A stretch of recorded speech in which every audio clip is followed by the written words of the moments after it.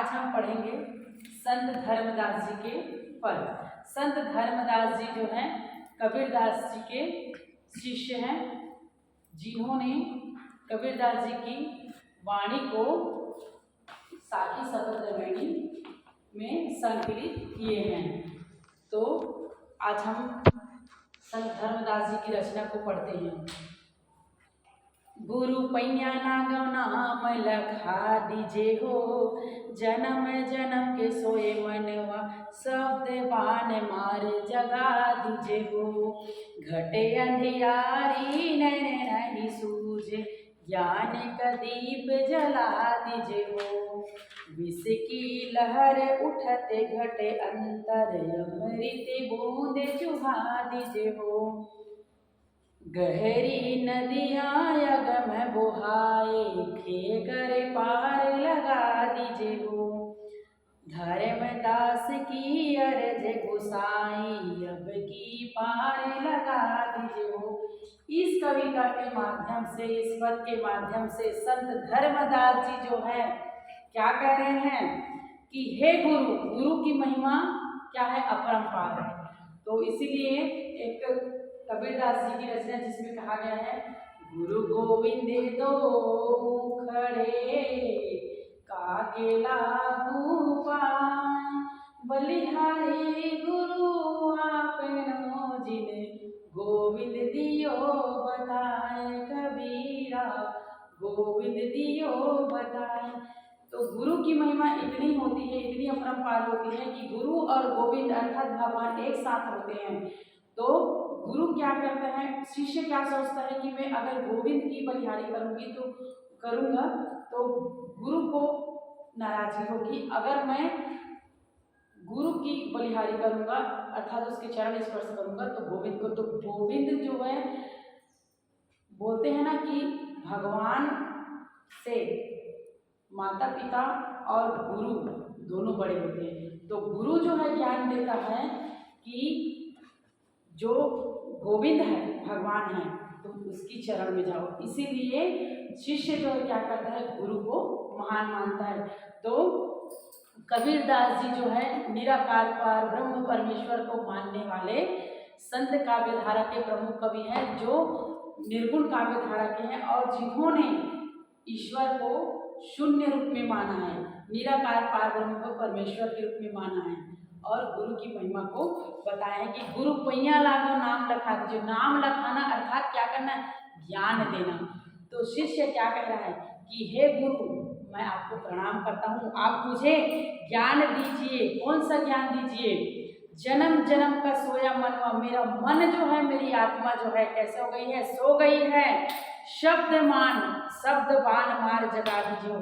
शब्द बाण मार कर अर्थात शब्द रूपी बाण मारकर अर्थात ज्ञान रूपी बाण से आप मेरे अंतरात्मा को जगा दीजिए, मेरे हृदय को जगा दीजिए।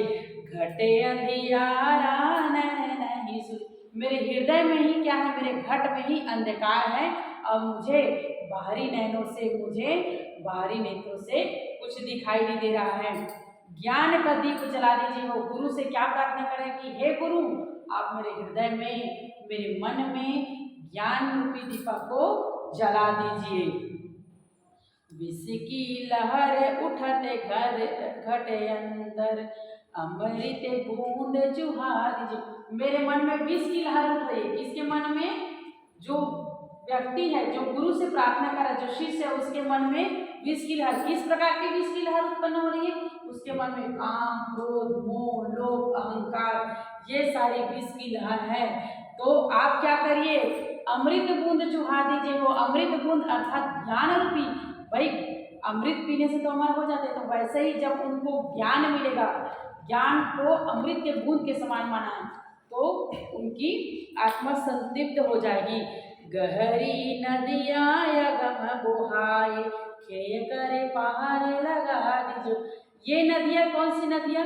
मोह माया की, अंधकार की, लोभ की जो नदियाँ हैं वो सब बहुत गहरी है और मैं इसमें धीरे धीरे उतरते जा रहा हूँ। मैं खुद खो गया हूँ, मुझमें कोई ज्ञान नहीं है। तो हे गुरु, आप मुझे ज्ञान दीजिए और इस अंधकार रूपी नाव अंधकार की जो नदियाँ में मैं उतरा हूँ, उस नदिया को खे करके अर्थात ज्ञान रूपी नाव से मुझे पार लगा दीजिए।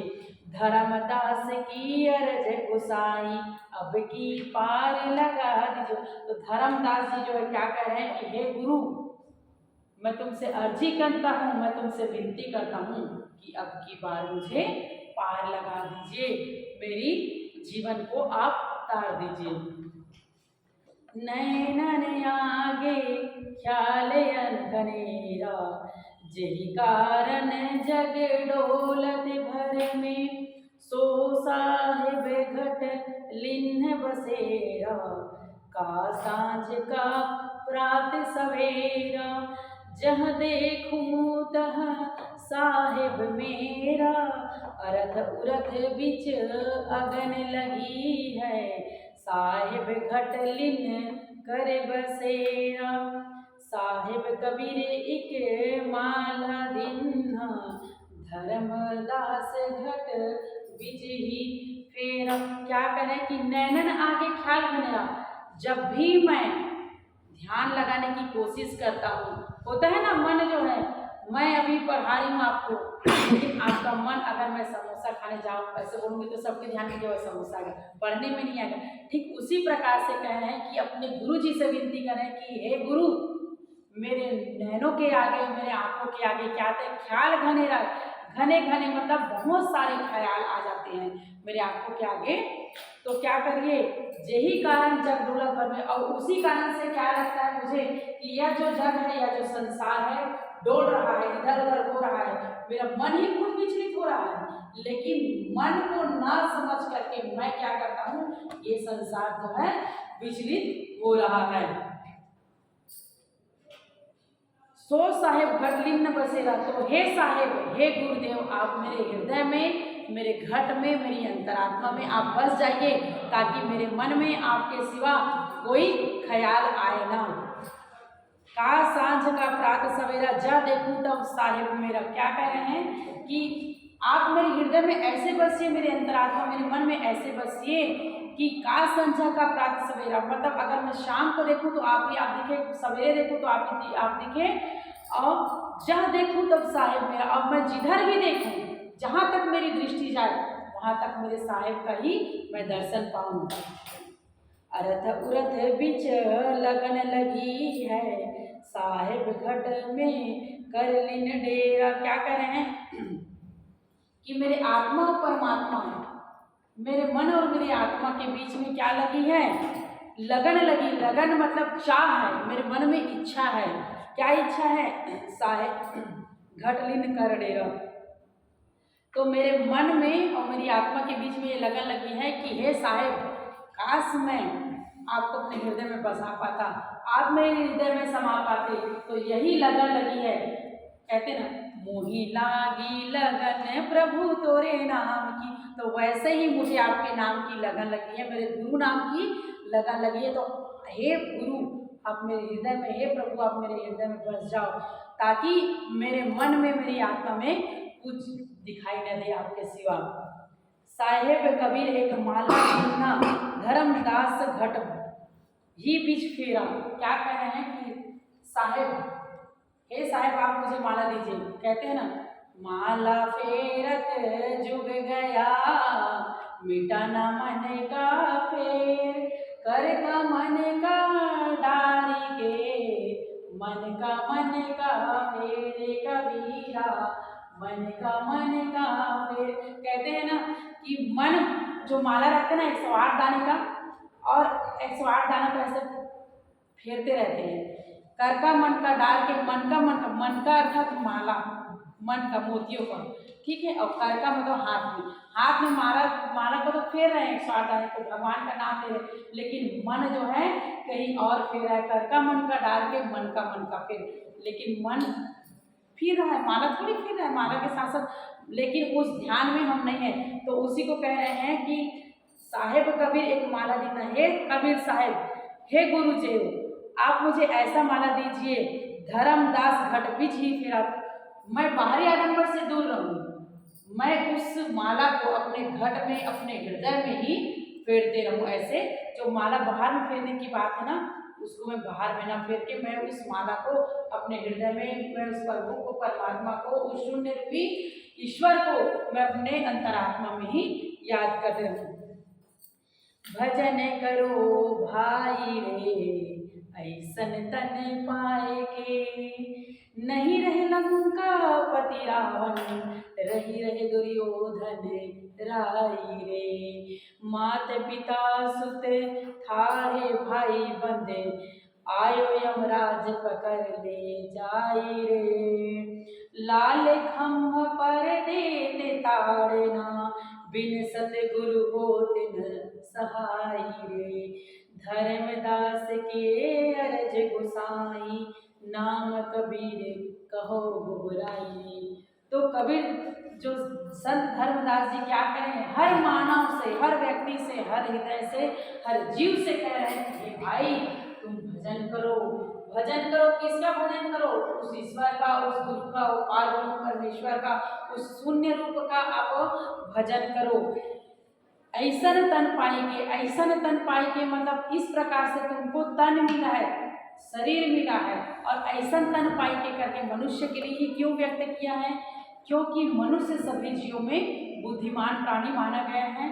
बाकी जो है, गैया को आप जूठन भी खिला देते हो, कुत्ते को आप मार भी देते हो, वो कभी नहाया कभी नहीं नहाया है, लेकिन मनुष्य जो प्रतिदिन स्नान करता है वो अपना अच्छा बुरा स्वयं वो जानता है, तो वो ज़्यादा बुद्धिमान है ना।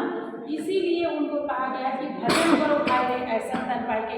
ये जो तुम्हारा जो कहते हैं ना कि 84 लाख योनियों से हम भटक करके मनुष्य तन को पाते हैं, तो इसीलिए जब हम इस योनि में, मानव योनि में, तो हमको अच्छे बुरे, भला बुरा, सारी चीज़ों का प्रेम, दया, क्षमा, सारे चीज़ों का हमको ज्ञान है। तो आपको इस प्रकार बुद्धि जीवन मिला, बुद्धिजीव प्राणी बने हैं, तो आप इस प्रकार से भगवान को धन्यवाद दीजिए, उस ईश्वर को धन्यवाद दीजिए और उस ईश्वर की प्रार्थना करिए। ऐसा नहीं रहे लंका पति रावण, नहीं रहे दुर्योधन राय। तो लंकापति अर्थात लंकापति रावण, जिसके पास सोने की लंका थी, वह भी इस संसार में नहीं रहे, और नहीं रहे दुर्योधन राय। राई जो सरसों का दाना रहता है ना, उसके समान भी दुर्योधन के पास, दुर्योधन ने क्या किए थे अपने भ्राता के साथ, अर्जुन के साथ, पांडवों के साथ, कि सुई के नोक के बराबर भी तुमको जमीन नहीं दूंगा अपनी संपत्ति में से। बोले थे कि नहीं बोले थे? तो वो दुर्योधन जिसके पास असीम शक्ति थी, वो शक्तिशाली दुर्योधन के पास राय के बराबर भी जमीन नहीं रहा, ठीक है, और उनके पास कुछ चीजें नहीं रही। और लंकापति रावण जिसकी लंका सोने की थी, वो भी ढह गई। लाल खंभ पर देत ताड़ना, बिन सतगुरु को होत सहाय रे। और जब हम यमराज की दुआरी में जाएंगे, जब हम यमराज के पास जाएंगे, जब हमारी मृत्यु हो जाएगी, तब हमको लाल खंभे में बांध करके ताड़ना देंगे कि तुमने क्या अच्छे कर्म किए, क्या बुरे किए। तो धर्मदास की अरज गोसाई, नाम कबीर कहो गोहराई रे। तो धर्मदास जी कह रहे हैं कि मैं अर्जी कर रहा हूँ, मैं विनती कर रहा हूँ, मैं दोहरा रहा हूँ, अर्थात बार बार जो बोलने की क्रिया होती है, विनय करना, अनुनय विनय करना, उसी को कहते हैं गोहराना। तो बार बार मैं अनुनय कर रहा हूँ, विनय कर रहा हूँ, गोहरा रहा हूँ कि आप मुझे क्या दे दीजिए, ज्ञान दीजिए। कबीर साहब गोहराई रे, ऐसे करके बोल रहे हैं कि हे कबीर साहब, मैं आपसे विनती करता हूँ कि आप मुझे ज्ञान दे दीजिए, आप मुझे सहन शक्ति दे दीजिए। मैं इस भव सागर में अज्ञानता रूपी मार्ग में चल पड़ा हूँ, इस मार्ग से मुझे निकाल दीजिए। धन्यवाद।